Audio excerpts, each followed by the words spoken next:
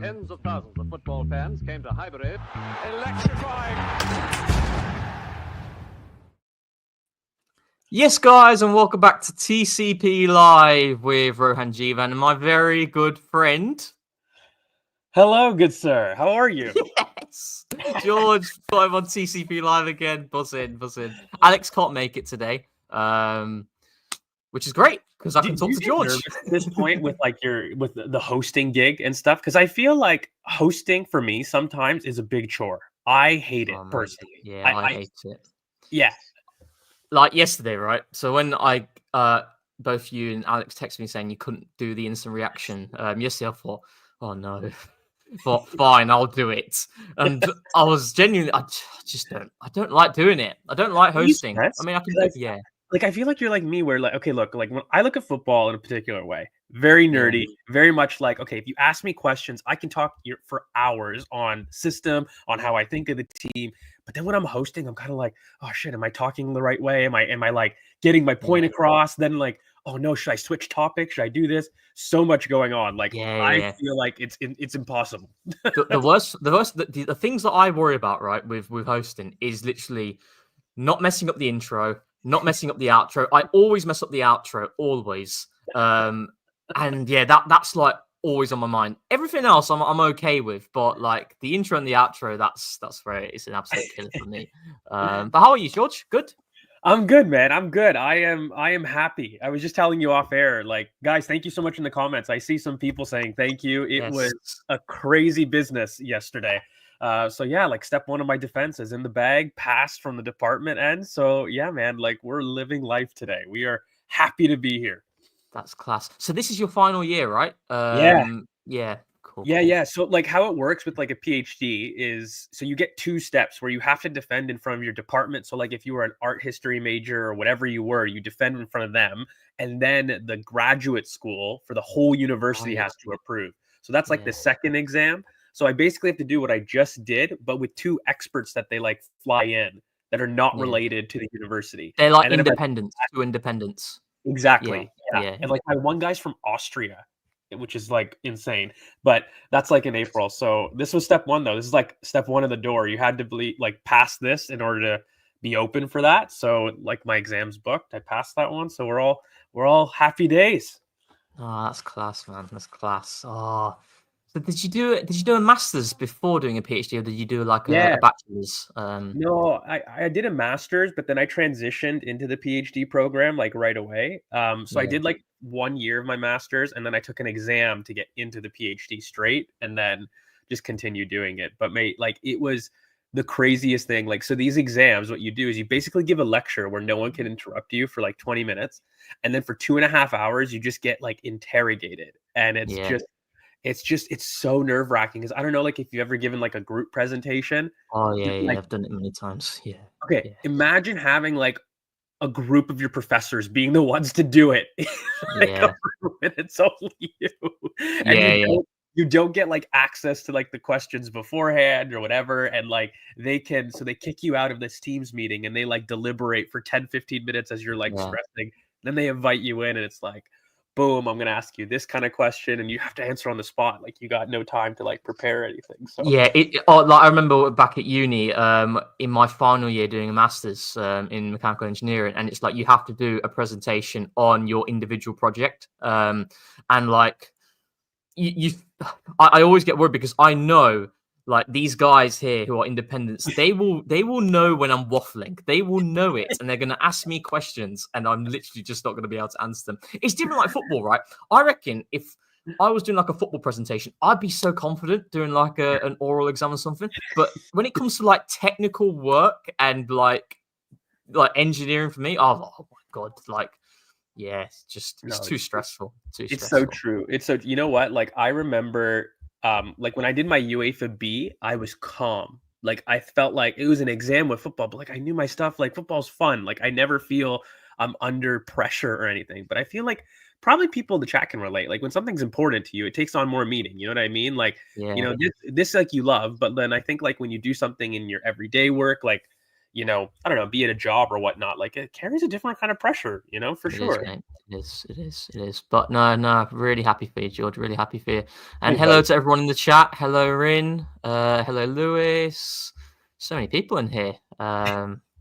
Goodness me. This is the thing. I'm trying to go through all the comments, but hello, everyone. Matthew, thank you so much for a super chat.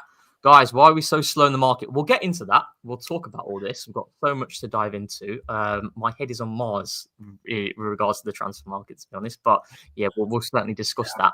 But firstly, we need to have a look at the thumbnail. So, Forder's been cooking. I don't know how I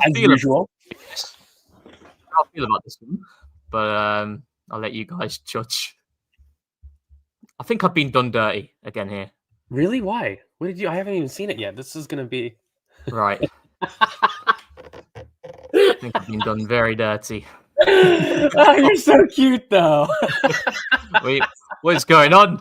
We've got Michael Oliver there. We'll be talking about Michael Oliver and referees as well. I know you've got a lot to say about that. I've got a lot to say about that as well. But yeah, what are we giving this as a rating? You know what? Only because I'm a selfish prick and I don't see myself, I'm giving it an 8.5. Elite normal work. I think he's got a consistent 7.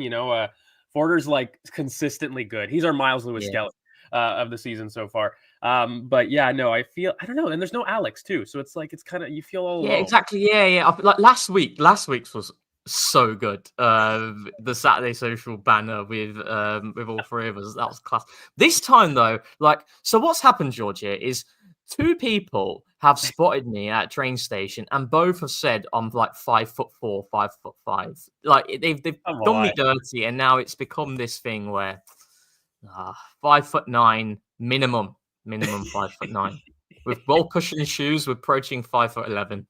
Bro, that's the formula I use. Like I'm 100% 5'8", 5'9" with my hair, add a couple inches for my shoes, and we're in business, That's it. We're in business. We're in business. But we did have a game yesterday. I know you've managed to catch up with it. I did the instant reaction with Forder yesterday. You can go check that out. So I've given my thoughts on it. But yeah, what were your general overall thoughts on the performance, the number of changes we made, and just generally our Champions League form this season? So okay, kind of. I thought the game was admittedly in second gear for me, for a lot of people. And I mean, I have difficulty. Like I thought our transitions were really poor. I thought the way that we defended space. But then I look at the back line and, what are you going to say to something like that? People that have never played together. And, for the most part, we'll probably have a section on Calafiori. I thought he had a great game. But in general, it just felt disjointed. And then there was a couple people that I thought, especially in attack, Trossard for me has been ironically slowly getting a little bit better. There seems to have been a click in the last couple of games, and it's odd because I feel like with our attackers there's no medium where you're either been really really great or really really poor, and most people have been really really poor for the most part. So I thought Trossard was good. I thought that Ethan Nwaneri, of course, we'll have a section as well on him, especially to come back from injury looking so sharp. The way he has. Like, I've got some nerdy things to say about his shooting technique and why he... Go on, do it. You want to get into it now? Yeah, go for it. Okay, so I don't know if people have had a look at Ethan Nwaneri, but okay, I talk about this a lot, but there's 2 types of ball strikers for me, okay? There's the people that have really clean technique that are able to strike through a ball. Think of your Marcus Rashfords, your Seskos, like those types of players that just strike center and true, so to speak. And then there's the short backlift players, I like to call them. People that I feel like you just step into the shot and they go top corner. And that's Ethan. I don't think he's got some large wind up. And I also don't think either that he's somebody like Marcus Rashford that's going to be 20 yards out and then boom, bang. But what it is for me is he's got crazy power with such a short backlift that it looks like he's dribbling into the shot. And he's consistently putting it top corner. And mate, if anybody that has seen Ethan Nwaneri, like he gets the Phil Foden comparisons for me because of that. I think a little bit unfairly. That puts him into a hole that I don't think he is. But the one thing I'll agree on is the shooting technique is incredible. It's finessed and it's on the run. The technique to do that, mate, like as you're dribbling at top speed to step into the shot and not set yourself up for it. Like literally he's going around players and in the same line or plane of movement, he's striking the ball top corner, mate. Like it is incredible things. And 17, like you've got Myles and Ethan, and as a duo, like how many people in world football are doing what they're doing at this age? The consistency to which they're doing it, like I love them. Everybody knows I'm a pedo. I'm a nonce. It's like I thought like I knew they were good, but mate, it's getting a little bit ridiculous. No, it is. It's like what I found really frustrating, right? Earlier in the season is when like we both were in the same boat in terms of in the absence of Odegaard, we wanted to see more of Ethan Nwaneri, and then the general consensus was he's only 17. It's very difficult for him to come into this sort of environment and to be having that expectation on him. But I think it's really disrespectful to just looking at 17-year-old footballers.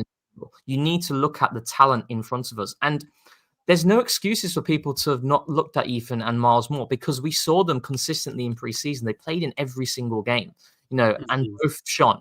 Like after preseason, I think one of the big positives that came out from everybody was that Hale End was a massive success. Whether it was Aiden Heaven, whether it was Myles Lewis-Skelly, whether it was Josh Nichols. Exactly. It wasn't just Myles Lewis-Skelly and Ethan.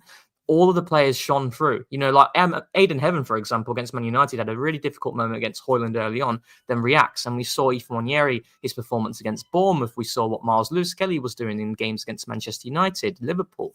So there was no excuses. And I think, for me, that's kind of become Ethan Nwaneri's trademark move, hasn't it? In terms of coming inside and then just shooting towards the far corner. Like he did it against his first action against Leicester, where he came on, bearing in mind, at that time, this is where I think you can be frustrated with Mikel not selecting Ethan enough in Odegaard's absence. But I don't think you can ever put this narrative on Mikel not rating Ethan or Myles, because he has put them in the most difficult game states possible as opposed to easy ones. Like that Leicester game, we forget Gabriel Jesus was on the bench. He brought Ethan Nwaneri to come on, I think, in the 83rd minute where the game was deadlocked, and his first action was to receive it on the touchline. He drives forward centrally and he has a shot towards the far corner. He did it against Preston. He hit the bar against Preston as well. I don't know if you can remember that in the second half.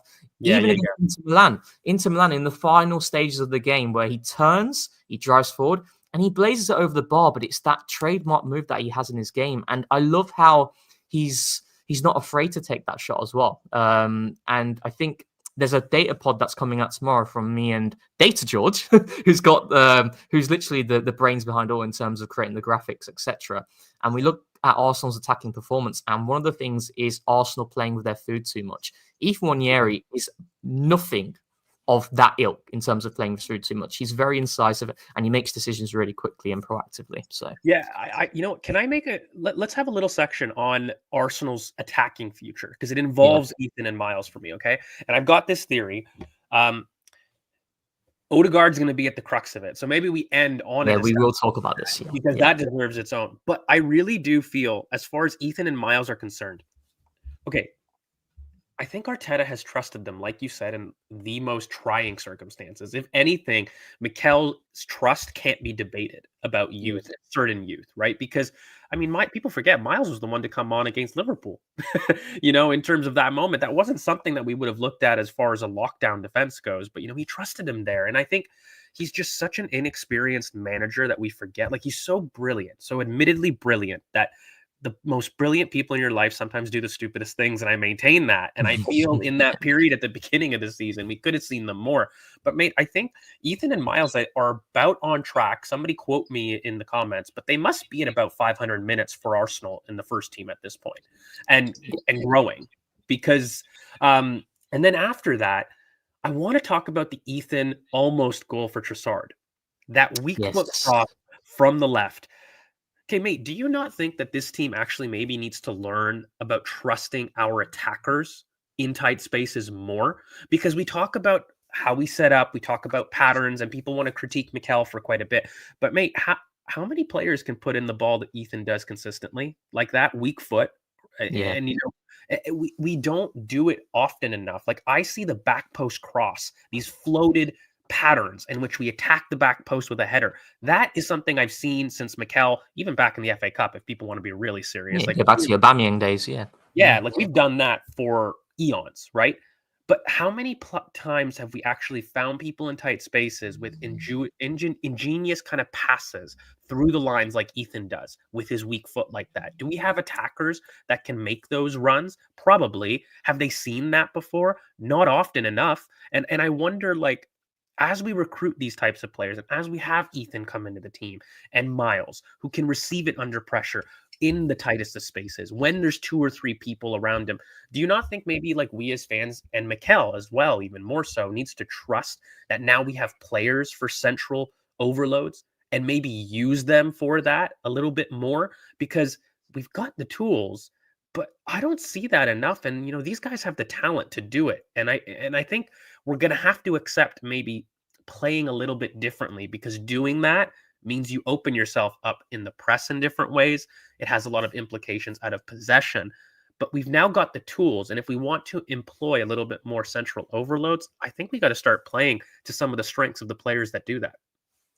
That's a really good point. And again, it goes back to the concept of trade-offs, doesn't it? Like, you know, we can go for this approach. We can be a little bit more free in terms of, as you saw with Ethan when he drifted over to the left and abandoned the width. You know, if you look at that moment, you know, there's no one on the right-hand side. We're very much all overloaded to the left because the relationship there was what worked in that moment. And then he puts that weak foot cross on a plate for Trossard. And that is very interesting. And I think that's a frustration for a lot of people in terms of Arsenal's attacking performance and our ideas under Mikel in the final third, and how, you know, we've spoken about it a lot in terms of Mikel's game model. I'm very much on board with it, and I'll maintain that. Even in the worst moments we've had this season, I'll stand by it because the numbers support it. And from the eye test, it supports as well.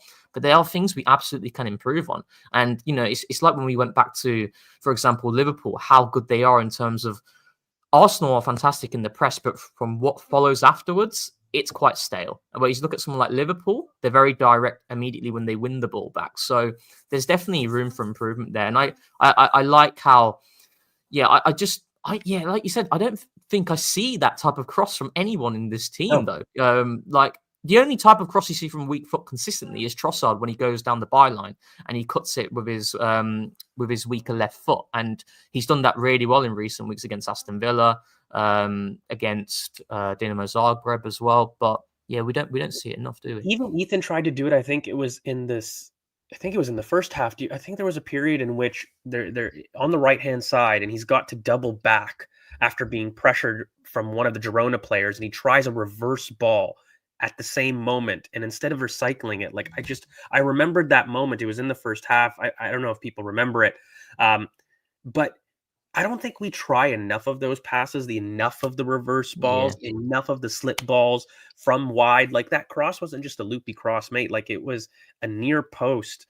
It had to be on a dime that Ethan makes from that left-hand side. And look, he does it. Look, he's got incredible technique. He deserves the praise for being the type of talent he is. But yeah, I think in general, Arsenal and the players themselves need to get a little bit more comfortable. And you know what? I see it, mate. Like, the last match, I know that Michael Oliver is going to be a topic of discussion, but really quickly, the amount of times that people gave Myles a ball in very dangerous situations, it surprised me. And like, this guy he's got unique ability. And I do think us as fans and Mikel, this is the one time I'm going to maybe critique Mikel, he's going to have to get comfortable playing the way that these players like to play. And Myles, your Ethans, who's coming up, Max Dowmans, these central carriers are a type of midfielder that I really don't think Mikel's had access to. I'm sure he's wanted. And he's made some interesting comments about our current number 8 as well. Yeah, and we'll definitely get into that in a second. But in terms of the previous comment you had about the number of minutes Ethan and Myles have had in the first team this season, I mean, Amit said Ethan's played 641 minutes this season. And if we go to Myles has played 464 minutes in the Premier League, 864 in total. That's an immense amount of trust. And I actually on the back of preseason, the thoughts that I had was I think Arsenal's squad building is going to have these two at the heart of it, and rightly so, because they are ridiculous talents. And the thing with Myles, and there's a really good Bayern Munich account. I can't remember what his name is. Yes, that's it. Yeah. Minimum. So he looked at, there was a clip of Musiala in terms of how he's able to kind of turn a static situation into a dynamic one in an instance. And when I saw that, I immediately thought of Myles, in which we're up against a settled block, and it's always William Saliba who more often than not plays that first pass into the block. And by the way, he's having a really underrated season in terms of on the ball. And then it's kind of like the opposition's in their settled shape, Arsenal looking to kind of find solutions, and it's a very static situation. But the moment the ball goes inside the block and Myles Lewis-Skelly then attracts pressure, he turns, he carries, and it just speeds up the whole play. And that's creativity that will not be shown in the classic numbers. It just won't be shown. But that is what is the catalyst to converting a static situation to a dynamic situation before you're then able to create a really threatening opportunity. And he does that time and time again. He's done it in literally every single game he's played this season. And there's some really eye-catching moments in which he's done so as well, against Monaco in the build-up to Saka's goal when he plays it to Jesus. We saw it against Crystal Palace. We saw it many times against Wolves. Aston Villa, Spurs. He's just, he's so good. It's what I like to call it, the gas pedals. It's the people that like to change the tempo of a match, right? And, they do so with their dribbling. And, one thing, I kind of got into an argument, as one does on X, of course. You love it, though. I always see you, George, every time I finish work. It's George again. Literally. Oh, my God. And this time it was with John McKenzie. And so, I saw this. This was interesting, though. It was a very interesting conversation. Yeah, because look, I don't agree with him, but I think it's worth talking about because it's this whole meta that Areola, I don't know if anybody had seen it in the comments, but he made some interesting comments in general about giving space to his attackers and specifically ball carrying attackers. And this idea of, okay, we need to appreciate to be vertical and attack the space. Yeah. And it brought out this whole thing where basically John McKenzie, to paraphrase, was kind of saying how Pep had identified this meta, and through his recruitment of Mateus Nunes and Kovacic and wanting Rice, saw this ahead of Areola. And I thought rubbish. Yeah. Absolute rubbish. I mean, I look at, if you really want to be specific, Mikel Arteta has been targeting these types of ball-carrying, space-eating players long before Pep. You look at Thomas Partey, we can all have our thoughts on him currently this season, but look at the initial recruitment. Gabriel, Thomas Partey, Ben White. Like, these are consistent, attack-minded, ball-carrying players that attack the space, right? Yeah. And I don't know, like, I think I've always felt that's where the game is going. I've always said that the team that's like an accordion, who can control transitions, but then spring, that will be the next step in identifying kind of that transitional inevitability, that ability to be tight in defense, but attack big spaces and attack is going to be the new way that I think people dominate in the Premier League, because positional play is so rigid. It's so well done and it's so well accepted. You've got to think logically. What are the ways that we can stop this? What are the ways that maybe we can improve on this? And you've got to be able to move people. You either got to go around them, and that's difficult for somebody that is well-trained, or you got to go over them. And those are things that, again, going around and over are things that are really difficult. But going through somebody, that is a trait. And one thing I'll end on is Pep did say one thing, and this is what I was trying to give credit for, when he was talking about Andreas Iniesta. Has an amazing quote about how Andreas Iniesta was the one player that changed Pep's philosophy in terms of identifying what dribbling could do for you and the defensive block. And my big point, and why I really want us to recruit these ball-carrying monsters, whether it be Mbeumo, Semenyo, Barcola, the one thing all of these guys have in common is this ball-carrying ability to attack space, not just by being effective ball carriers. Kovacic, Nunes, they're effective ball carriers, but they don't attack space. So that's why I've always felt a big reason that Pep's failed is he hasn't understood this principle enough for me. But I will end on this so that we can loop it back with Myles and Ethan, because these guys do. That's the point. They're not just brilliant ball carriers. They attack space brilliantly. And yeah, I think that us recruiting more is going to be great.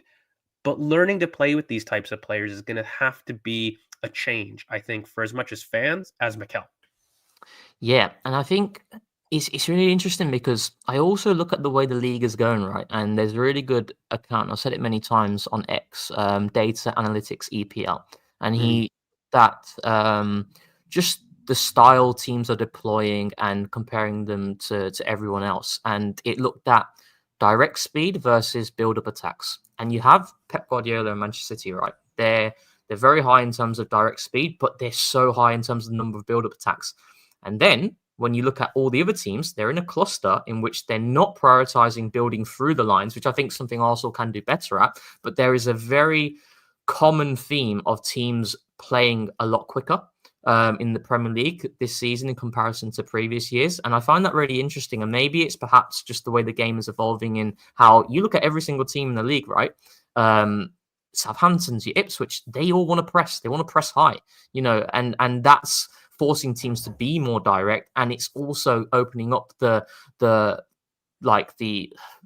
how important these ball carriers are to these sorts of games to be able to carry, turn under pressure, then attack the space.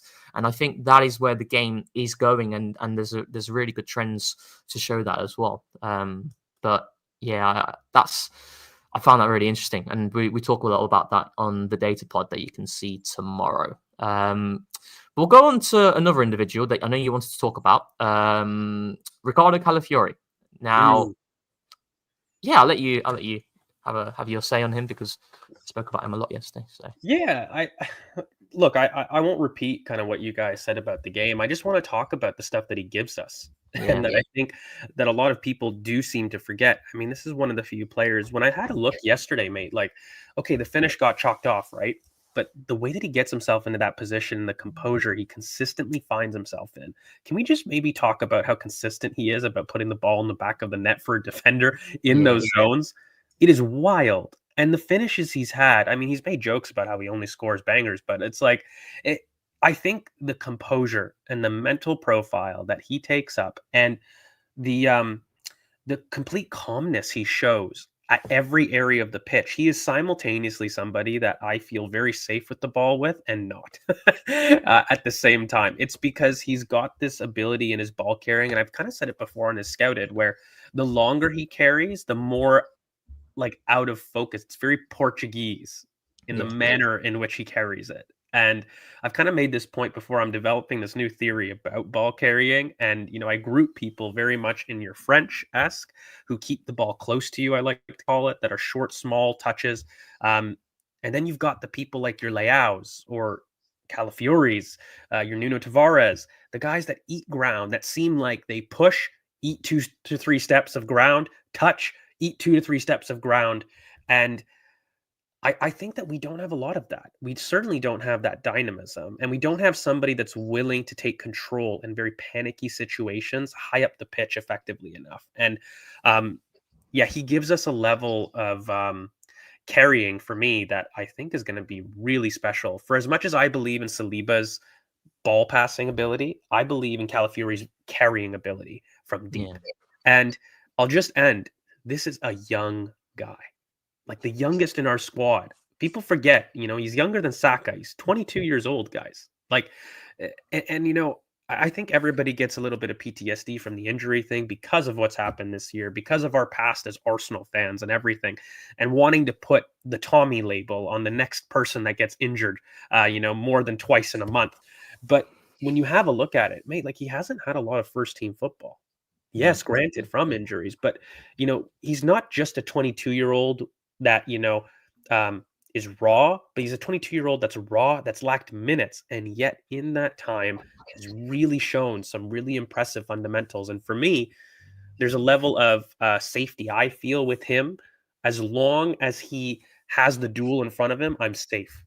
And if he's not judging the distance, which I think is the only thing he needs to learn defensively right now, and I think he gets overplayed. People are calling him a dud or a bozo. I really push back. I think he's got phenomenal defensive fundamentals. What he does lack is judging distances for me. Judging the distance between himself and the attacker, getting out wide. Now, once he's matched up 1v1, I am calm. I literally put my glass down and say he will get it. It's no problem. Yeah, I agree.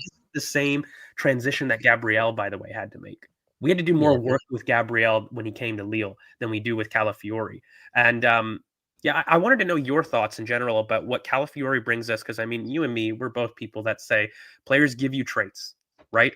And I think having Myles and Calafiori are both incredible options at fullback positions. But broadly, for you, like, do you think that people have been unfair on Calafiori in terms of the quality and the trust and what you've seen, maybe? I think so, mate. Like I said it yesterday in terms of like what's really frustrating is just before his latest injury, he was actually building momentum.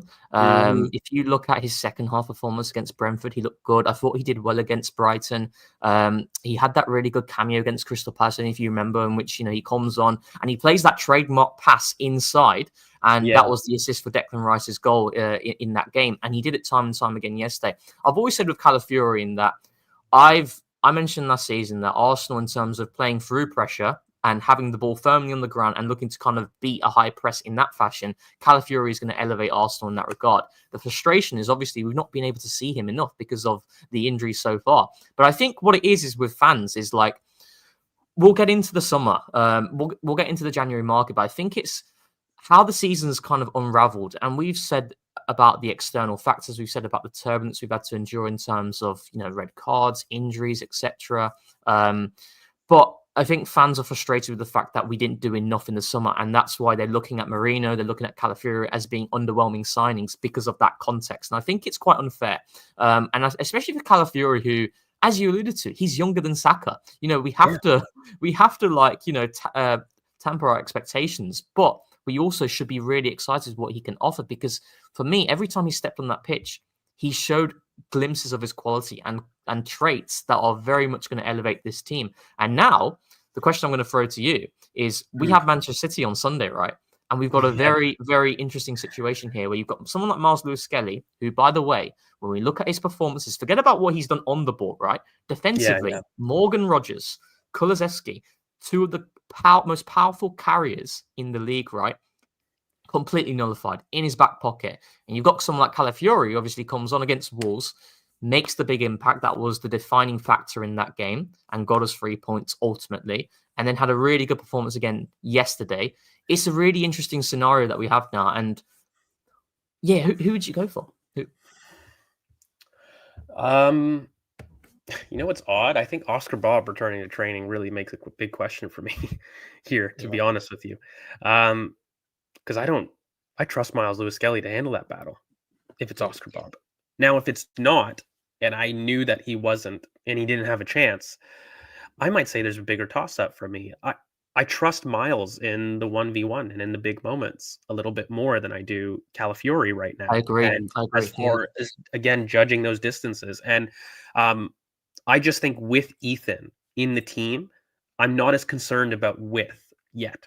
And, as long as I've got that and I've got somebody who, for me, can bridge that gap in attack, I'm more concerned about making sure that our press is higher up the pitch and not letting City run. Because the biggest thing that you look at City right now is, of course, everyone's going to make fun of their form and everything, but they've still got one of the most potent center forwards in the game.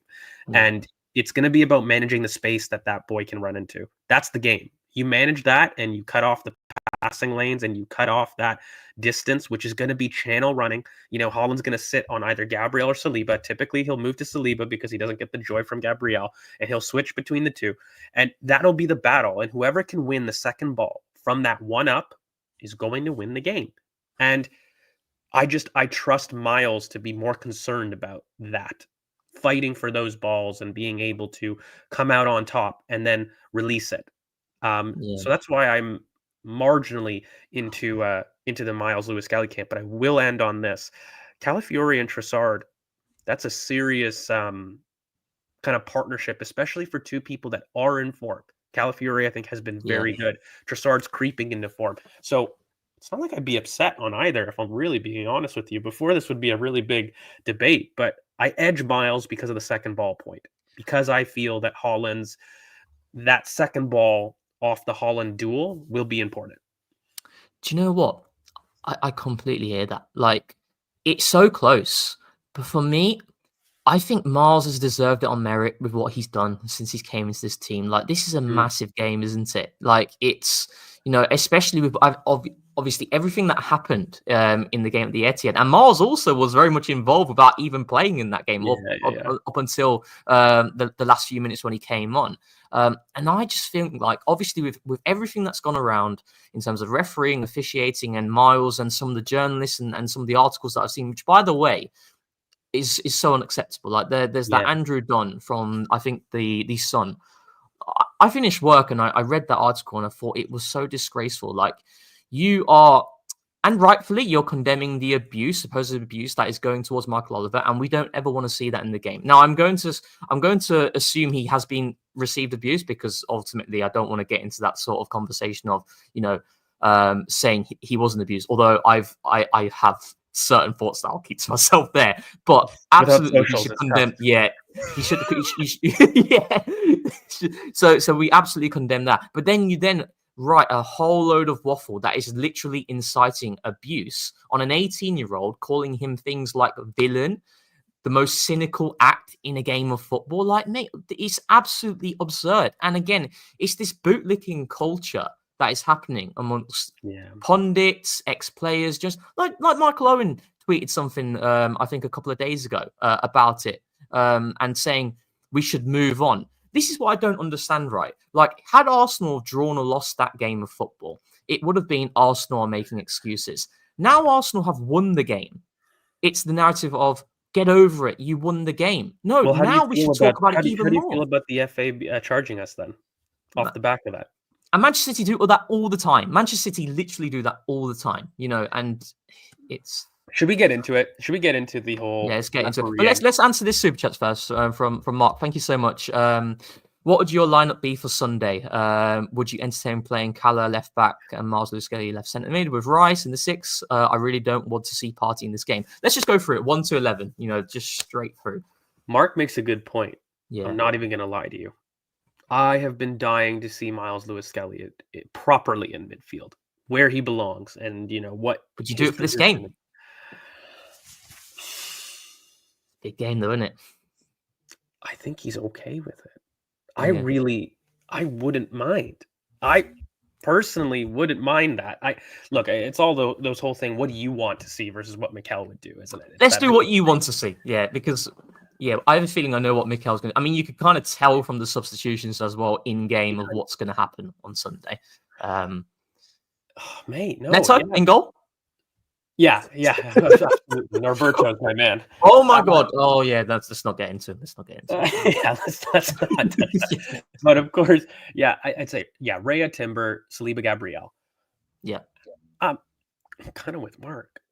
I really am. I wouldn't mind to see Calafiori. I wouldn't mind to see Myles, Declan Rice, and Martin Odegaard. I wouldn't mind to see. I think up in attack. I'm gonna do Havertz despite the poor form. I think against City, it's the way to go as an outlet. And I would like to see Ethan at right wing. Yeah. And I want to see Martinelli. At left wing. I think that for me is a good combination of outlets and runners that I would be really comfortable. And I think that's a team that can press. It's a team that can press. It's a team that can compete. And I think second ball wise, I'm not worried about us losing anything with that selection. Yeah. No, it's interesting. I'm a bit of a PUS space Y. So I would probably go with the standard Partey, Rice, Odegaard. Absolutely Ethan right wing. And left wing's interesting, right? Because I want to start Martinelli in this game as well. But then you look at Trossard's form and what he's doing recently. But Martinelli's pace in transition. It's the comparison of Ethan. Yeah. Right? Like, if I accept Ethan on the opposite wing and I've got Martin Odegaard as well, that's a side that's highly technical, but I think won't have a lot of outlet power. And I mean, Yuri and Timber, I look at who's going to hold width effectively, and we need some runners for me on that back line. So yeah, I lean towards Martinelli from the complementary pair of Ethan, really. Yeah, no, I hear that. I do hear that. It'll be interesting. I fancy us. I really do. I think we'll get the win. There is the key battle, obviously, of Savio and Timber. Savio, who's having a really underrated season, and Timber, who's having a very good season, particularly defensively, 1v1. So that's going to be a key battle as well. But I found it very interesting, like last season, right? In the game at the Emirates, Haaland was pinning himself more onto Saliba, and he got no joy. And then at the game at the Etihad, he was pinning himself more on Gabriel, and he got no joy. So that's that's the key battle, isn't it? That 2v1 between Saliba, Gabriel, and Haaland. And I think, as you alluded to, if we contain that and we contain the supply line, I can't not see Arsenal not win this game. Like, yeah. I know we are usually optimistic fans and we have our reasons for it, but I've watched City time and time again this season, and they just can't run in midfield. Like, well, that's the thing, and on top of that, I need somebody that can make use of it. And I think Martinelli will frustrate, but I need a runner to at least threaten, because I'm with you. And there's somebody and that's why I'm willing to chance the Myles shout in midfield, a carrier, because they've been so poor in terms of their defensive transitions. They've been really poor defensively in terms of the space between the lines that they afford. And I think you'll always have a chance with Declan in terms of winning the ball, but I need somebody to carry. And I do think, Don't Know makes a good point about Marmoush. Like, that's what we're going to go into. Yeah. And so, I mean, look, you're looking off the left wing. I think him and Timber is a matchup that I'm excited to see. That's something that I feel okay with, right? On one side. But then I do ask the question, what's the Oscar Bob of it all, really? And who's the right wing? That's potentially there that they will use. And I think that surprise, and I have a feeling Oscar Bob's going to come back in. And I think it changes the game personally. So you think he'll start? You think he'll start? I don't know if he'll start. I wouldn't put it past Pep. And I really think Oscar Bob would hide a lot of the issues that they had. I think he's a top player, really top player. He reminds me of a really explosive Leroy Sané. Really, he frightens me a bit in terms of his technique and the way that he can eat ground. I think he's very secure under pressure. And I think they've missed him, mate. I really think that with Oscar Bob, they're gonna solve a lot of the creative burden that they haven't been able to move on from KDB from. Yeah, I mean, even last season, like he got the winner against Newcastle at St James's in the dying embers. Then he had a really good game against Crystal Palace as well, remember, on the right wing. So that will be interesting. But I can just sense that win. I can sense it. I can feel it. I'm confident. Yeah, I'm confident. But I'm always confident, really. So maybe it's delusion. But we'll get. I want you to have your say on referees, George, because I think you deserve to have your say on it, and I think the chat wants to hear you rant. Look, I don't know what there else. Okay, I want to really be wrong about corruption. I'm going to come out and just lay my cards on the table. Go on. I find it impossible that in every walk of life I've seen unconscious bias. I'm not even just talking football. Everybody has seen it. I've been guilty of it. I will admit to people on air right now, I have been biased. I've done it on X. I do it in my everyday life. It is impossible for us as humans not to take influence from the closest people around us. I have this saying with my friends that you're the product of the 5 most important people in your life. And I truly believe that. And when you're in your work setting, like these guys are, and how they're all from Manchester, don't understand that. The money that's involved in football, you're telling me that there's corruption in politics and there's not corruption in hundreds of millions of pounds in football. There is some level. I don't know how far it goes. I don't know how deep it goes. But the fact that Michael Oliver has booked every team less than 5 red cards and Arsenal have 8 is weird. The fact that Michael Oliver has decided close to what would have been potentially 9 points, okay, this season had we not won against Wolves, I find very odd. I find very odd that he's consistently at the topic of precedent-setting rules and officiating with Arsenal that we were on the end of. And mate, by very definition, if I can prove to you that one referee, that, by the way, that referee that is supposed to be the best referee in your country is biased to a team, mate, if I can make that suggestion, it completely tears down any argument that there's no corruption for me.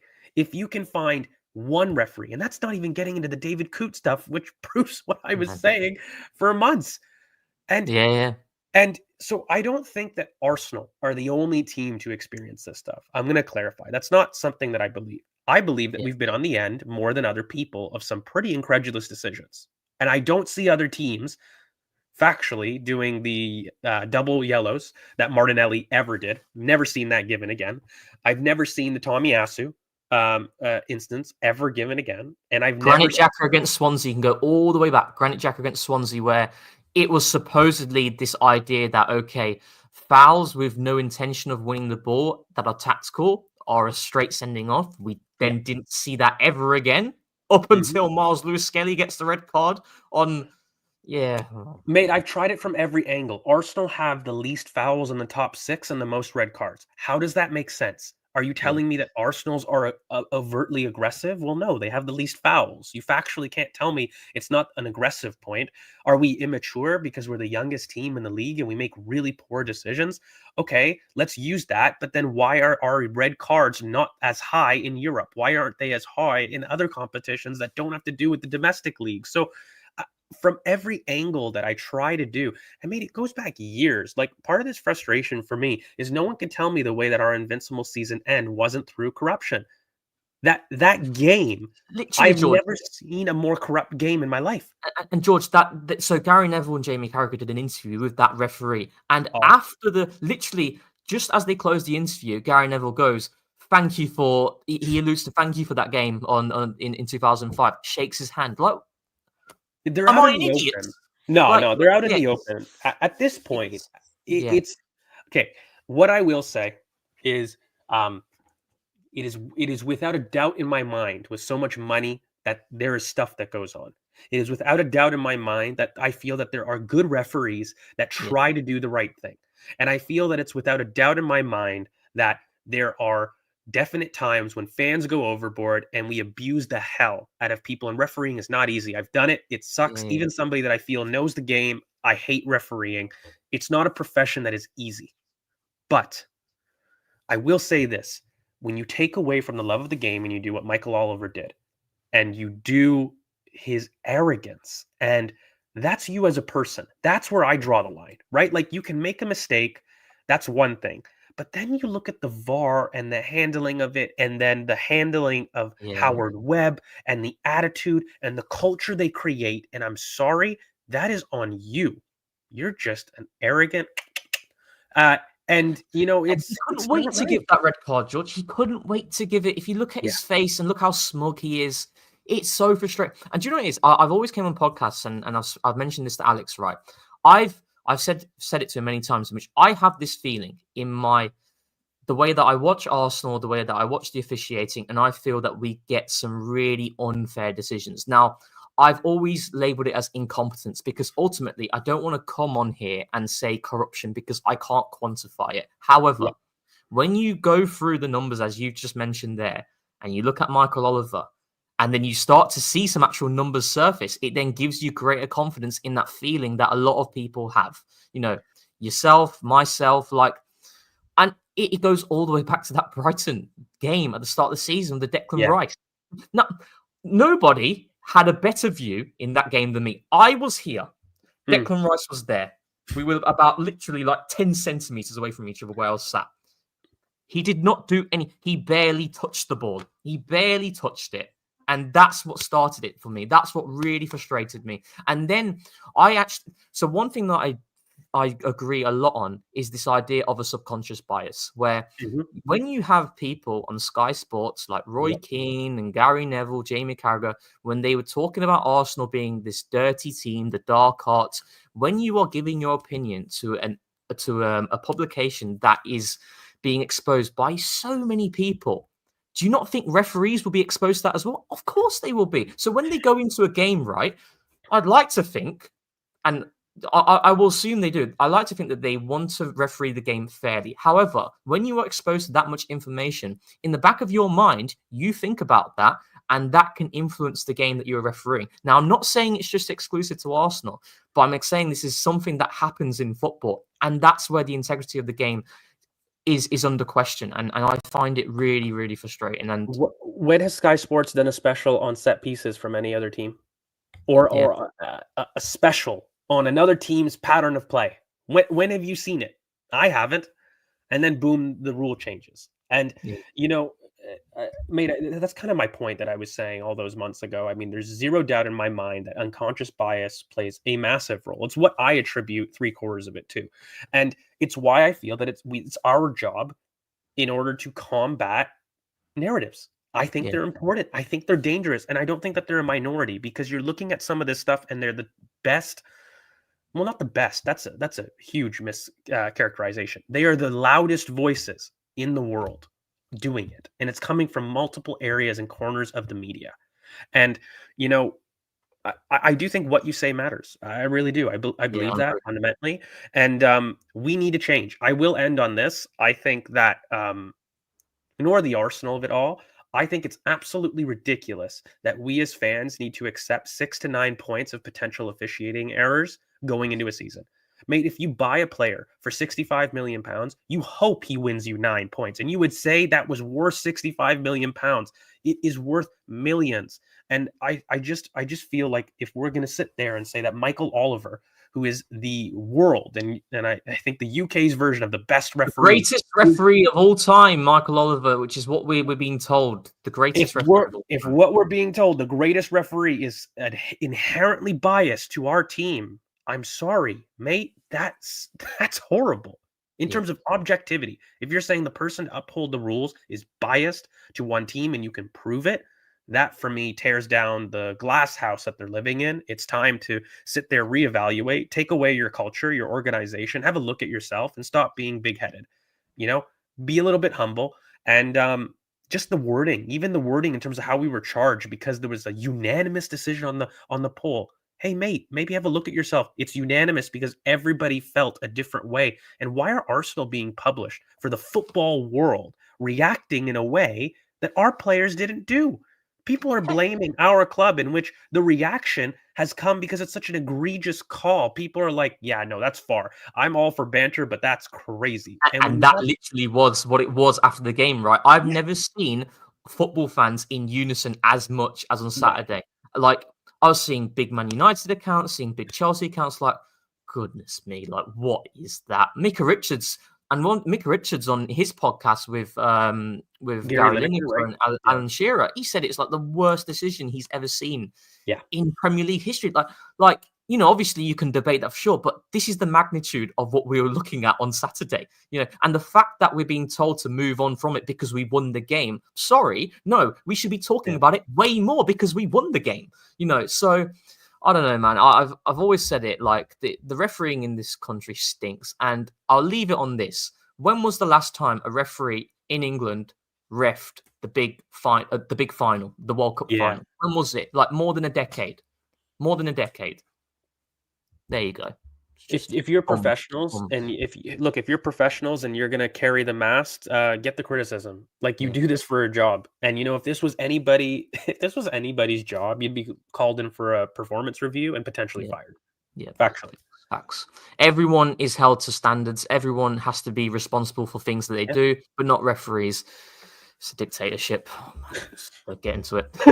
But we'll leave it there on the referees, and we'll divert our attention towards transfers, because I know a lot of you guys want to talk about that, and obviously it is the hot topic. Unstoppable 6, thank you so much for your super chat. George, you're a tactical mind, an elite tactical mind. What do you think? Ollie Watkins up top next to Havertz with a midfield pivot of Rice and Zubimendi. 4-4-2. Now, I did want to talk about this, the Ollie Watkins news. I want to get your thoughts on this, because I think a lot of people are really interested in seeing what you feel on Ollie Watkins, the player, someone I absolutely love as a player. But in terms of the deal, what are your thoughts with the news that came out yesterday? So, surprising.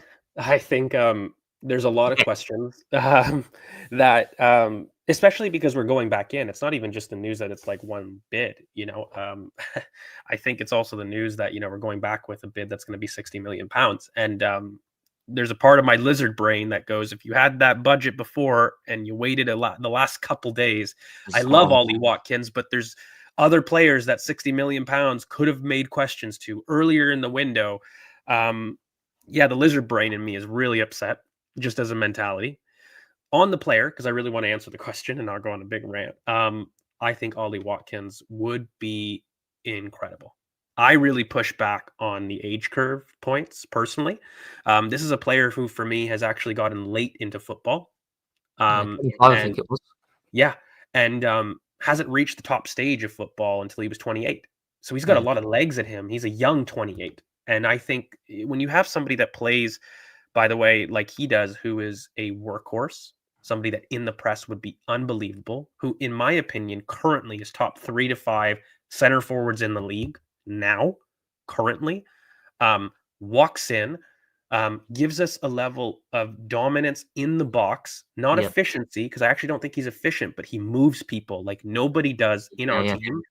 And he's got a level of ruthless finishing where he's got this one finish on lock. It's the right-hand channel, that ball across the face of goal, boom, first time, with reverse passes from Odegaard, Saka. I'm telling you, that is going to get 5 to 10 goals on its own a season all day long. I love the deal. I have a point. I think 60 million is reaching the upper ends of what I'm really comfortable with. But I'm also at this point that I've been screaming for moments, and Ollie Watkins would give us moments. And I think that he would give us 4 years in his career that he is at the top of his game. And I don't buy that he drops off in 4 years. Personally, I don't agree with that. I think he gives you 4 years, and I will end on this.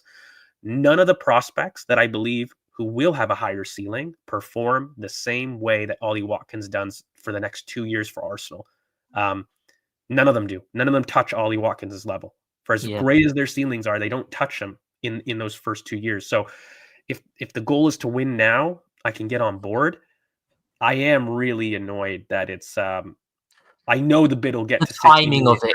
Timing of it has annoyed me a lot. I think this conversation on Ollie Watkins could have been different had we have done this bid earlier. And that's what's frustrating for me, because I just can't see it happening now with Duran going. But I also felt the same in terms of the fee, where you look at the market, you look at the prices for strikers out there. 60 million for Ollie Watkins is a very, very fair deal. Like, I think when you start moving towards the 70s or the 80s, I think then it's becoming a little bit excessive with respect to the age. Now, it's not a case of Ollie Watkins is finished. Ollie Watkins is far from finished. This is a guy who's been bagging double figures every single season for Aston Villa. Last season, his numbers were phenomenal. And you mentioned about that finish he has. I mean, he did it for England in the semi-final, against Holland. He does it time and time again with both feet.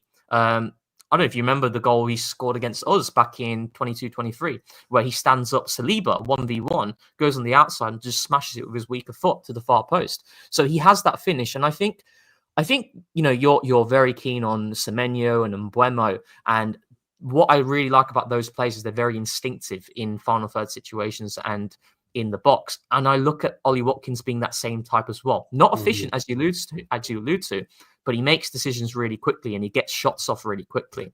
And it's when I look at Arsenal's attacking front line, I think there's a significant lack of pace there. Ollie Watkins helps us massively in transition. That is something that we absolutely need. Ollie Watkins is very good physically under contact we've seen him against some of the best centre-backs out there, against Van Dijk, against Konate, Saliba, Gabriel. He's had joy against all of these centre-backs, being only, I think he's not even 6 foot, and he's also very strong in the air as well. He gives you a lot of qualities. And I think it's a case of everyone would be on board with the idea of Ollie Watkins if he was 3-4 years younger, let's say. But have a look at Ollie Watkins now. He's still the same player, and there's no signs of him dropping off. So 60 million, I think, I don't see it happening anymore, but had we have done a deal at 60 million for Ollie Watkins, I think it's a very ambitious move as well, and something that I think a lot of fans would be really happy with, especially with the intent, for sure. It's a Champions League winning move, or attempt to. Like, that's a Champions League move for me. Having somebody like Ollie Watkins is, it's really good. If you went to St. James's Park tomorrow, and you could say that you could call on Ollie Watkins in addition to kind of Kai Havertz, I'm sitting there saying, I'm really confident about doing something. And Yeah. he's somebody that gives you a level of outlet dominance that the first and the front line just don't have without Saka. Without Saka, we don't have somebody to take charge. Ollie Watkins takes charge of situations, and that's what I really, really like. So, again, it's on the upper end of what I'm comfortable with. Like, as far as money goes, I'm saying, wow, that's actually a steal for the player. Yeah. Do I think with our squad building and what we have to do, am I spending 60 million? I'm like, but he's 10 times better than Cunha, way more needed of a profile. And I think he fixes a lot more things for the team that if you told me 60 million is what we were committed to at the start of the window, I'd say you could do a lot worse than Ollie Watkins. But I also say there's also some other people that I feel that we could have asked this same question to. Bradley Barcola earlier in the window. Oh my God. The same money, 70 million. You put 70 million on the table as soon as Kvaratskhelia goes. Do they not go hard for Durant? I don't know. Look, maybe they don't, but that's a big sum, I guess, is my point. And but there's no players, George. There's no players. There's no players. We're keeping our powder dry. Yeah, I don't even want to get into that. So frustrating. I cannot get into that conversation when people tell me, because who said that Ollie Watkins was going to be available? If I asked everybody, okay, 3 weeks ago, before you even heard of a bid, okay, Ollie Watkins and Durant are there. If I said, why don't we go for Ollie Watkins? Absolutely everybody and their mother would have said, George, they're not selling their best striker, their most influential striker. And at this time, what are you talking about? Okay, he's an Arsenal fan, but Villa would never do this, yada, yada, yada. And I'm like, no, because you didn't ask the question. You didn't ask the question. Yeah. You don't ask the girl. She's not thinking, oh, is he interested? Yeah, you gotta make that move. You gotta make the move because they're not making it. but the thing is that this is the frustration for me, right? Like, obviously, some clubs are going to be stubborn with it being in January, but ask the question, innit? Ask the question and see what happens. If they say no and they're asking for an extortionate amount of money, move on. That's the big frustration for me. And yeah, we'll see what happens come the end of the window, but it's very, very frustrating for sure. Matthew, thank you so much for the super chat. Do you like Tell more than Watkins? And where is Naipan? Again, I think this is more for you, George. I don't know enough about Tell, to be honest. Naipan. You were talking about Naipan for like a year ago, weren't you? Yeah, I'm one of those 4-letter words. Look, I think Naipan would be unbelievable. I'll save a little bit on that. We'll do a scouted in advance on that. But I think Mathis Tell, okay, he's a very interesting one because he is one of those players for me that is actually more of a false nine that can play wide. He's powerful, but he's not got the elite pace that your elite wingers have. So he's not quite a long-term touchline winger. But this is a guy who, for me, when he drops deep, has an ability, like the technique on the dribble is really, really impressive. People that love Hugo Ekitike are going to really like Matthias Tell. And that for me is, he gives us a level of unpredictability, but with that, he's so young, he's so unpredictable. He tries some insane things that don't come off. And, he's young. He doesn't make all the right choices all the time. But as far as the ball striking technique, I think is incredible. He gives us a level of finishing that we don't have.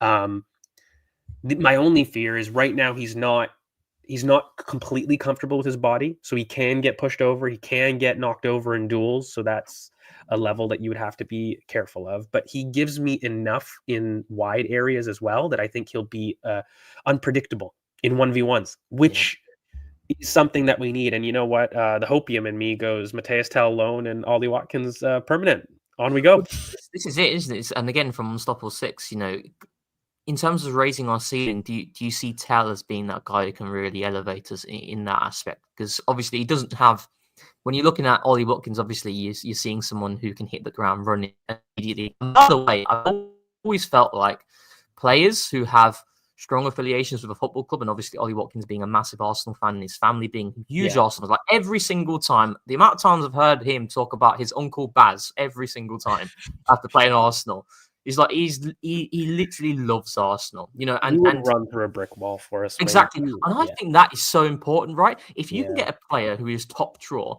but then they also support that club,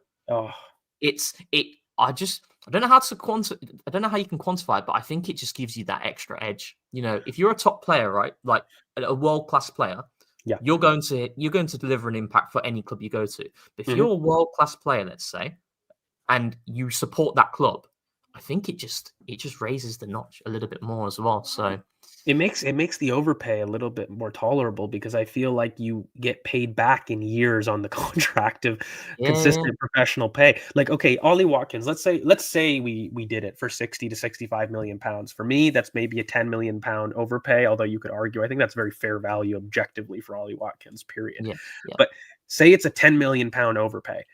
Buying a fan of the club means, are you not going to recruit that 10 million in extra added effort playing through injury, down the line, extending play, the extra yards he gives you in terms of out of possession, some of the things he does, he'll bleed for it. He'll bleed for the badge. And you hope that everybody does that. But the reality is that's not the case. This is a job. And I'm with you. There's a certain soft factor touch that you can not necessarily feel with everybody that's not a fan, and I think a player gives you the extra yards that way. For sure, mate. For sure, I'm completely with it. And again, from Sopper 6, thank you again for your super chat. Maybe land Watkins and for 80 million. Oh, let's see what happens. What do you think will happen, George? To end it on here in terms of transfers, what do you reckon? If you could predict me the outcome of Arsenal's transfer window as of today, what time is it? 8:38 p.m. UK time on the, what's the date? 30th of January. 30th January. 3 days. Mate. That'd be quite consistent. I felt at the start when I don't think we're going to sign anyone. I actually think we will now, though. I do think we'll sign. I don't agree. I actually don't think we can. Like, I don't think we can. Sorry, we can't. Like, all right. Oh no. No. Like, it's got to the point where. Okay, first off, I don't think that links are going to be a huge thing. They haven't been all window, period, by the way. Us agreeing Zubimendi came out of the blue.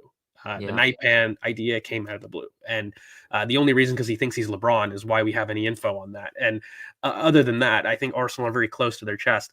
The one thing I will say is, mate, have you ever seen a player, Declan Rice, actively ask for players in a post-match interview? That's embarrassing. I said it at the time. Yeah. I have never seen. Okay, look, Mikel will do what Mikel does. He is a media master manipulator. I don't expect anything less every press conference for him to lay digs, because he does, right?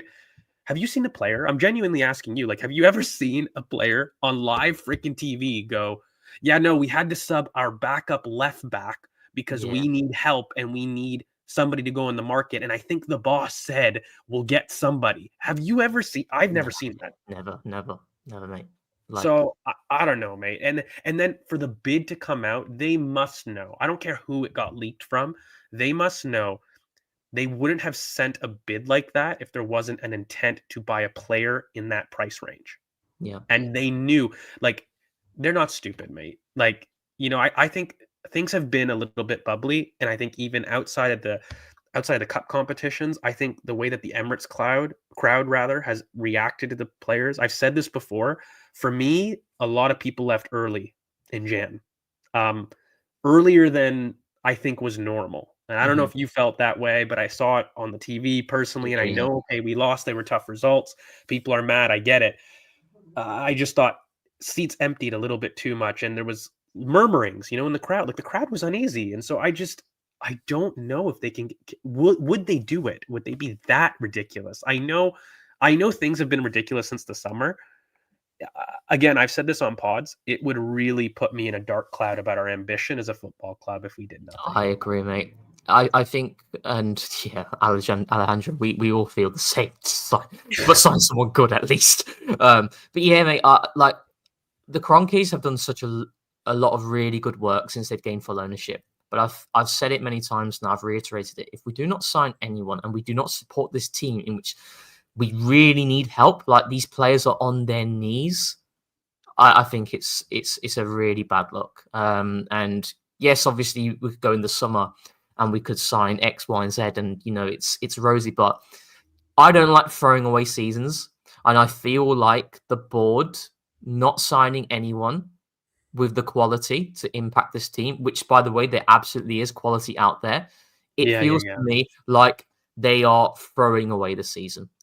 That's how I feel. And I think that's a really tough pill to swallow for me. Like, we believe that this season we can still do something. Of course, it's not likely, especially in the Premier League, but there's a chance.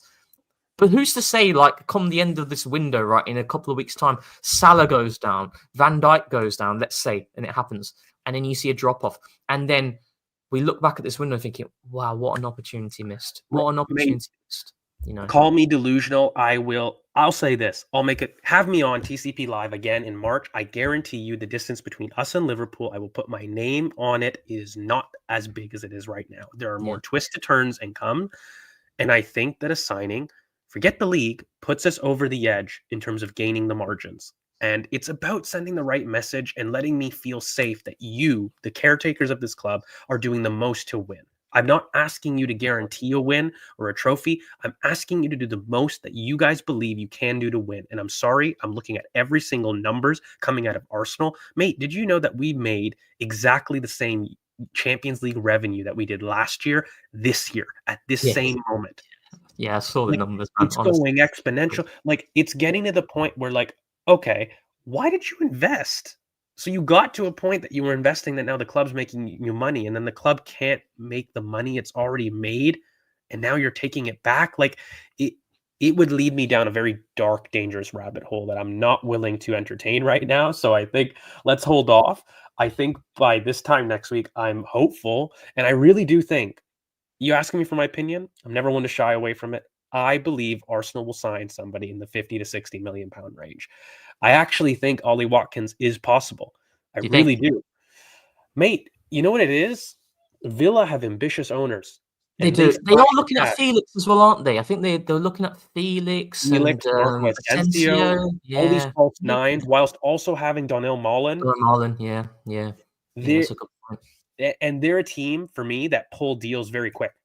Like, I turn around and I look, and, you know, Aston Villa can make some kind of swap deal with Chelsea to avoid PSR. Like, and it's done like that. You see it reported from Fabrizio. They're in talks, and then it's just like Mate, I see it only because Ollie Watkins is such a fan, and I think 100% he leaked the news. He's pissed. He wants this more than anybody else, more than us. So I think that has legs. I really do. And I wouldn't have said it earlier in the window, but I think that has legs. No, it's interesting, and especially with the reports saying that Arsenal's bid was lower than the 60 million that is quoted, and it's more in the 40 to 45 million pound range. Which I believe. And I tell you what, right? So when I saw the 60 million pound bid rejected, I thought, oh god, they're going to be asking for astronomical money. But then when you hear it's the 40, 45 million, that makes a lot more sense. That makes a lot more sense in terms of what Arsenal tend to do, right? To begin with, to get on that table. So maybe. Oh, can I dream? Let's see. Yeah, but we'll see what happens. Billy, thank you for your super chat. I think the talk is that we are trying to do different business earlier in the window, and now we're kind of going into. I think what he's alluding to is like now we're pushing to get switching. Yeah, I don't know, mate. Yeah. Like, if I'm really going to be honest with you, the whole Sesko idea, and if you're going to do that, you know the price. This is a guy that's scoring for the Champions League. He's not coming in for less than what his release clause was in the summer, factually. So if you're having talks, you had to commit that kind of cash. And by the way, we're at 60 million pounds again. I always maintain 60 million pounds was my budget for this window. I still think that there was other players to go after, but I really push back on anybody not saying that was the limit that we could have gone to. And I don't think that hinders anything. I mean, that was 2023, mate. Like, we spent 60 million pounds on Kivior, Jorginho, Trossard. In that window prior to going big in the summer with Declan Rice, Havertz, and Timber. That year was a 270 million pound freaking spend. Why can't you at least expect that window after making a profit the previous year? Don't get me started. Especially the Champions League money coming in as well now, as you saw. You know, finishing third place, like, and the numbers are there to be seen. Yeah. On top of 6 again, thank you so much for your super chat. If Omar Manouche scores on us, I'll be furious. I think we'll all be furious, to be honest.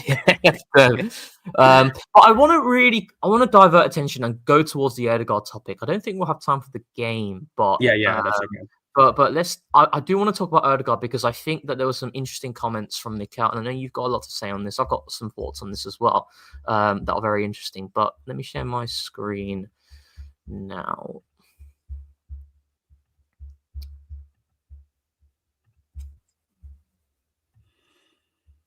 Can you see that? Yeah, you should be able to see that.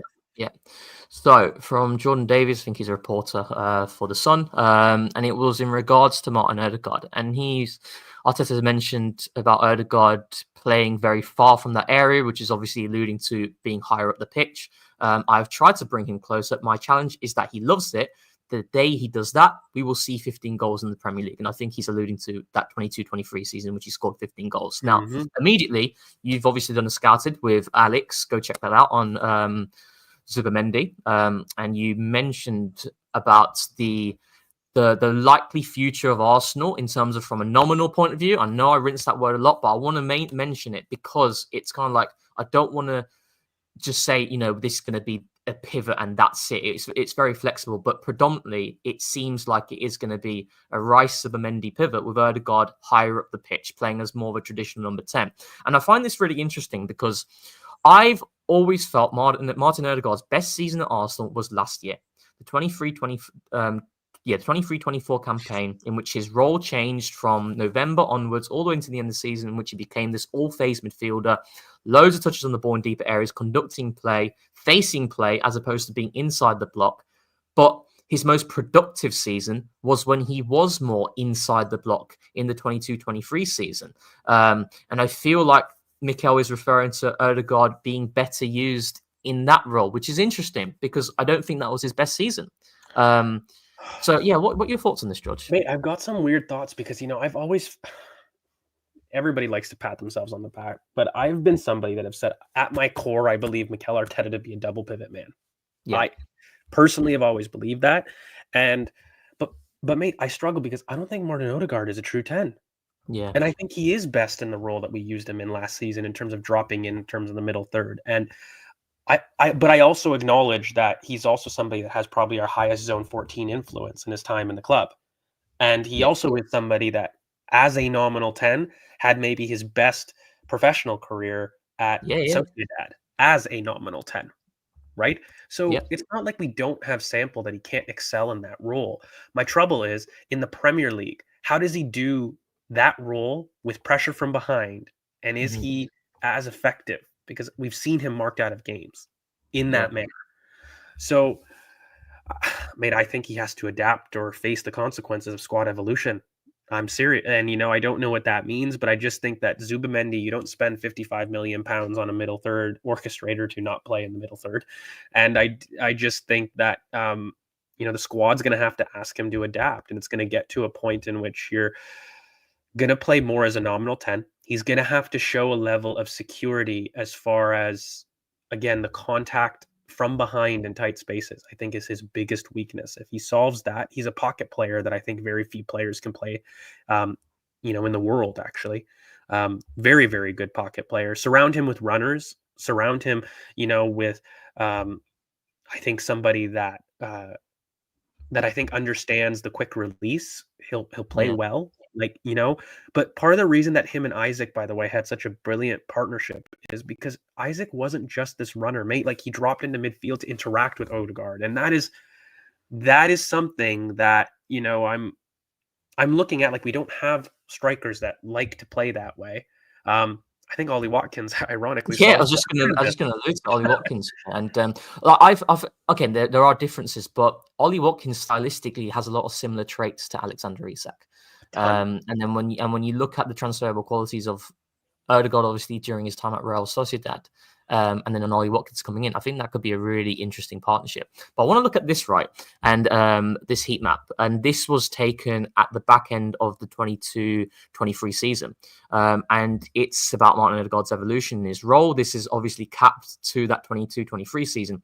And if you look early on when he came at Arsenal, obviously with his first loan spell, a lot of touches deeper, a lot of control in those areas of the pitch. And Arteta alluded to in this article, which you can see here, I think now he's more comfortable than doing that when he joined, alluding to playing higher up, because he was all the time playing in deeper roles, getting the ball in deeper areas. He was more comfortable facing play from those positions than being in advanced positions. But that's the work we have been doing with him. In my opinion, that's where we can use him. That's where he's at his best for the team. So it's interesting because the way I look at Odegaard, and I agree, he will need to adapt his game in order for us to have a balanced Rice, Zubimendi, Odegaard partnership. And I look at Odegaard, and I think he can. I absolutely believe he can do it. You know, he's a fantastic player. But when I look at Odegaard in terms of as a number 10, right, in terms of finding space in the pockets, he is one of the best in the world at that. In terms of maneuvering outside of cover shadows, he had really good games against Declan Rice. Declan Rice, who's the best midfielder out of possession in the world, in my opinion. And I think a lot of people would share that same thought as well. But it's when Odegaard receives the ball in that space, can he deliver that consistent final ball? That is the question marks I have of Odegaard here. And also, obviously, what you allude to in terms of the physical contact, that is something that Odegaard still, he's not always been great at it. You know, he has shown improvements since his early days, but physically, he can get shepherded aside in games. We saw it in the game against Everton, for example, many times against those sorts of physical midfielders. So it's not a case of Odegaard not being able to find the space and find the ball between the lines against a settled block. It's a case of if he can give that consistent final ball. But obviously, people will look to the 22-23 season and say 15 non-penalty goals in a Premier League season. That is a ridiculous return. I don't think he will be able to hit that tally again, personally. But that's ultimately what the role will require for him if we are moving towards this evolution. It's just, mate, there's a part of me, and people are going to be like, you have an agenda. Fabio Vieira, how does that play as a profile? Yeah. If that's the idea and the system that you're moving towards, how does that play? Ethan Nwaneri, how does that play as a number 10? And how he floats in those pockets and can actually generate threat from those zones, right? Like, we're moving towards a more traditional double pivot. It won't always be the case. We'll have times where a left back comes in. I've always maintained that. But I do think, look, Martin Odegaard's going to have to adapt to being a horizontal mover. You've got to float between the line, make yourself available, and deliver output. And I think he's got the talent to, but ultimately I think he'll have to adapt. And like Mikel says, because I see it, he has a tendency to want to drop deep out of the fight to see the game in front of him. And that's Do you think that's what it is as well, George? Sorry to cut you in there, right? Someone mentioned this to me on X recently, Man United fan, and he mentioned how obviously there is a clear role change in the tactical switch that we saw last season from November onwards, right?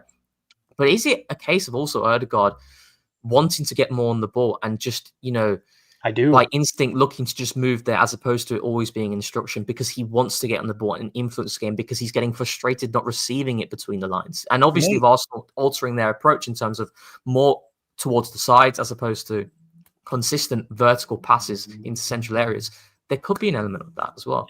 Mate, I've said it before. I think I've played with those type of players before. They like to touch the ball, and and you know, it's look, he'll have to adapt. It is what it is, and I think him being low touch but high impact is something that, you know, we can do as a team. It's on him to adapt. He's got the talent to. I think he's shown it before, especially when he cheats left. I think he does it brilliantly. And by the way, the whole Ode zone thing, I think that Martin Odegaard's brilliant finishing when the ball comes in from the byline and he's finishing with his strong foot coming from the right. I think that finish is something that he's got pretty much on lock. So he's got the talent to do it. It's just about adapting his game. Can he be a little bit more low touch, high impact, as opposed to high touch, high impact, but more not really an output, right? Like his current best season when he dropped out of the block is making sure that he creates tempo and is the pass before the pass. So he won't open the final ball, but he'll open the space for the person to create the final ball. And when you do that, right, and you move to a number 10, it's about adapting yourself. And you're going to be in different zones and different areas. I'll have different questions. And I've got to see it. I'm willing to see what he's like, but I do think that it's going to be a big season for him next year, that we'll see something of him he's not comfortable with, and we'll have to see how he adapts to it. Yeah. Oh, I completely hear a lot of the concerns around it. I've always thought of Odegaard. I think he can absolutely do it. We've seen the evidence there in the 22-23 season, but it is a role change. It is a role change going back to that sort of type of game. And for me, is the question marks of the consistent final ball. Odegaard will be able to find the space and he'll be able to get on the ball. But it's a case of will he be able to consistently deliver that killer pass? And that's what it will come down to. And that's something that he'll have to adapt to. He has the quality to, but it's an interesting one. And I do think, though, in terms of looking at Ethan, right, that is very, very suited to Ethan's game, in terms of going towards that pivot. So, and this is what I mean about the squad building of this team, and in terms of having if he was to come. Yeah. So it's and this team needs greater creative thrust, in my opinion. So yeah, it's really interesting. But I wanted to talk about that, and we got those comments in. So, Unstoppable 6 again. I believe he will cost 75 to 80 million because we were desperate. Yeah, transfers. Just getting fed up with it now, to be honest. I think he's also got one more super chat that he sent. Oh, has he got one more? Yes.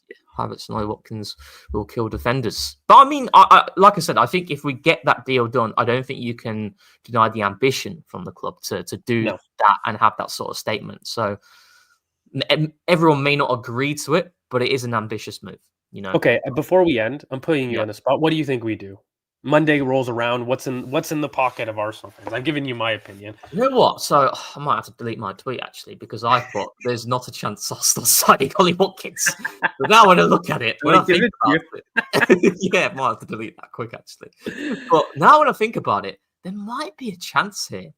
But I just think that's wild though for Villa to sell Duran and Watkins in one window though. Like, mate, I just don't know. I have this feeling like I just think a lot of it's PR, and I know that we're getting it from his end, and I know what Villa are like. What people haven't mentioned, they're in crazy PSR issues, problems, with their wages, and it's a wage argument. It's not money. It's not that they lack money. Okay, people get that confused. It's the wages that they have, and Ollie Watkins is it's a top 5 age earner.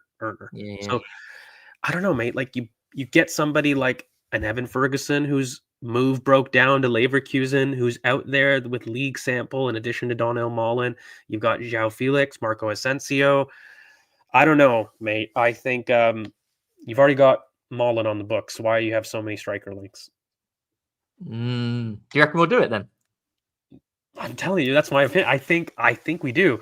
And I think we close it for about 60 million. That's my guess on it. I could be wrong. I think that'll be very good business. I think if you get it for 60 million, I think that's top.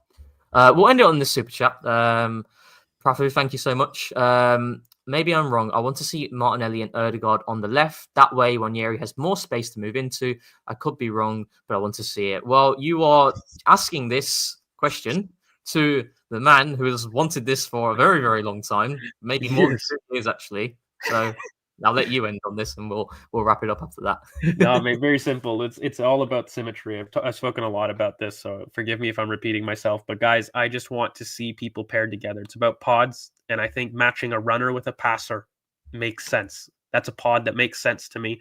On the right, we're lucky. Bukayo Saka is both, so you can do both and work well. But I think fundamentally Saka is somebody that also wants to touch the ball, and I want to be central. And Ethan's the same type of player, so getting those type of players central inside with high touches is key to me. So I like runners on the outside of that, just to give them space to be more as an opportunity on the inside lanes, not on the outside lanes. That's really what it comes down to me, simply. Yeah. I mean, we have seen more horizontal freedom given to Odegaard this season, so it is nice to see that. But I think we'll need to see more, and it'll be interesting to see if he does manage to get games in that spot. But yeah, I mean, in theory, it makes sense, doesn't it, to see it in certain games for sure. But we'll finish there. Thank you so much, George. Thank you, good sir. The lifesaver to come in for the slacker, non-Spenny. Yeah, I hope you guys enjoyed this live. A little bit more nerdy for sure, but me and George, we love this stuff. I don't mind. I like the band side of things, but I like the nerdy stuff. Like I'm good either way. So yeah, hopefully you enjoyed it. There is, in terms of content, there's the data pod that will be coming out tomorrow, which you can check that out. You can access the full video via becoming a patron or YouTube member. We'll then have the instant reaction for the Manchester City game, followed by a main pod. So yeah, the content machine just keeps on rolling. And make sure you guys check out your data pod that you guys are going to release. So yeah, there's a data pod coming out this week. I think it's already out, isn't it? Yeah, it's already out, and for Patreon and YouTube members, I think. And I think I don't know if there'll be a scouted next week. Probably be a scouted, maybe. Yeah. So, yeah. We'll finish on Billy's super chat again. Thank you so much. Ethan and Saka can interchange right wing and right 8. We'll give it. Well, I mean, Saka right 8. I've always wanted to see that. To be honest, we saw it literally we saw it against Sheffield United. Remember, and he was cooking. Did you see our Bocola and our Emblemo video at all? That's all. Yeah. I saw the video. Yeah. Nice one, George. Oh God, what have I done there? Oh God, yeah, it's back. Thought I messed something up there. But yeah, thank you so much, guys. If you like the videos, like, share, subscribe, do all that sort of business. Thanks, George. Thank you, good sir. And last, but actually no, we'll end it on this. You don't like to touch balls? So I love it. So yeah, come. You don't like to touch balls? You don't like to touch balls? Touch balls? You don't like to touch balls? You don't like to touch balls? You don't like to touch balls? You don't like to touch balls? You don't like to touch balls? So I love it. The Korean guy, and so I love it. You don't like to touch balls?